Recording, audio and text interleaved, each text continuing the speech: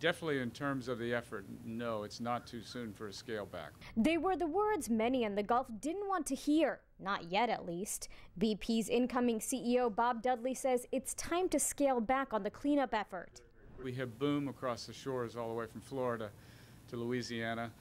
Those only last for a certain number of tide cycles, so you'll certainly see that pulling back. And where there's no oil on the beaches, you probably don't need people walking up and down with hazmat suits. Cleanup crews are almost the only people you find here on the beaches of Biloxi, Mississippi.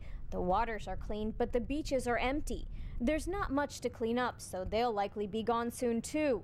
But Dudley says BP's not leaving, just readjusting to a more long-term approach. The commitment remains by BP to stay here along the communities of the Gulf Coast to make good, to restore the Gulf Coast. Since it seems there's less oil on the surface, BP plans to switch gears from cleanup to restoration.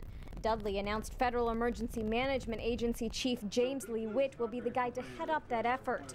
BP planned to start the static kill process as early as Sunday, but it was pushed back after debris was recently found in the wellhead.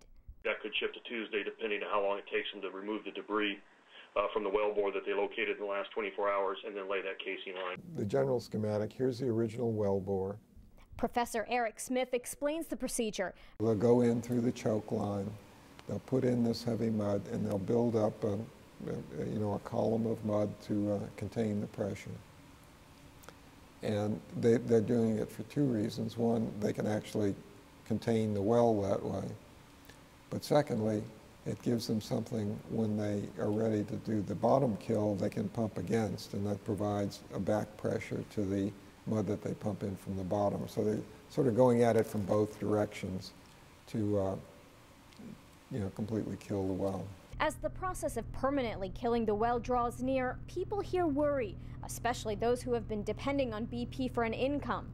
And the biggest fear, that BP is underestimating the amount of oil that's still there. If a storm was to come by, we're going to have a tremendous amount of oil come to the surface, and we're not going to have anybody to, at that point, protect the harbors, protect the bays, protect the estuaries, because they're going to have everybody shut down. In Biloxi, Mississippi, Bonnie Ghosh, The Associated Press.